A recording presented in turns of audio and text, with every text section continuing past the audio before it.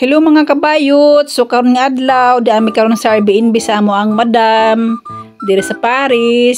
Ang madam nani kay nasa Cyprus nagpuyo.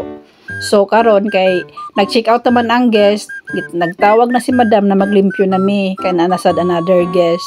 So naglimpyo mi ani ni Kil Kapili Vlog sa instead nga 4 hours nahimo na yung 2 hours ang limpyo kay duha man mi.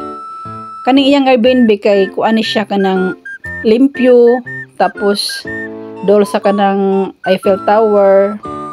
Lami ang view ani niya mga bayot kaniyang Airbnb. Tapos ganahan kay mag-stay kay limpyo jud siya dili sa pareha ng mga uban ng mga Airbnb no na porya dili pud ingon natanan murag hugaway ba. Kani siya kalimpyo jud. Tapos pulihan jud amo nang iyang mga bedsheet ana. Tapos plantsahan pa jud. Tapos butangan pa jud namo nagdaon ni. Amo pa jud ipa-dryer. Dili sa para sa uban ba kung kuan kay ana sila kay ila daw dan pulihan og bedsheet pero kami pulihan jud namo na ngun ang iyang kuan Airbnb diri sa Paris. Wala nga among madam kay tam sa Cyprus kami lang duha ni Kil Kapili Vlog ani.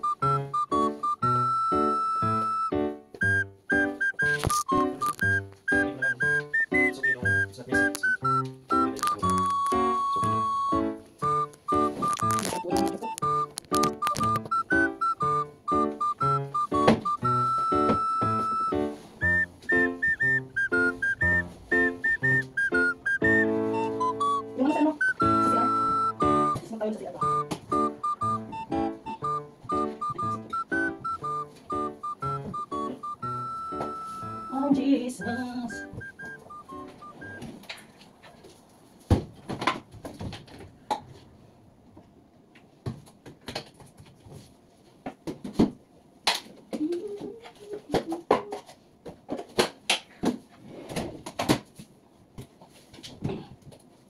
Ay, ma'am. Oh, hindi ba?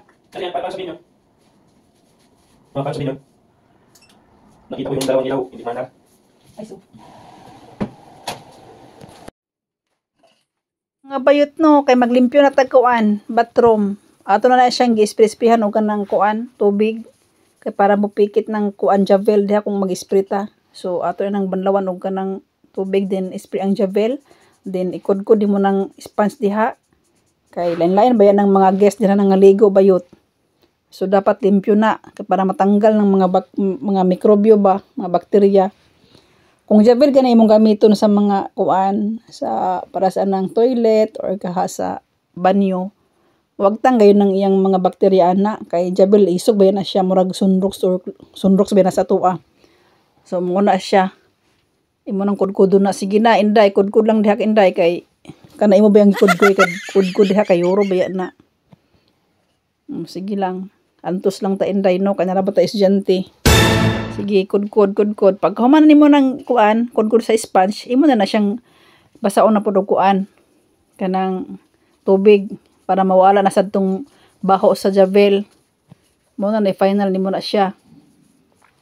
Pag human na nimo kuan, banlaw, limpyo na kaayo. Ready na pud sa sunod guest. See, malimpyo na kayo na. Magkintab-kintab na siya.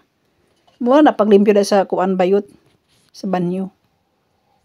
Limpyo na bayot. Nana na siya. Wow. See?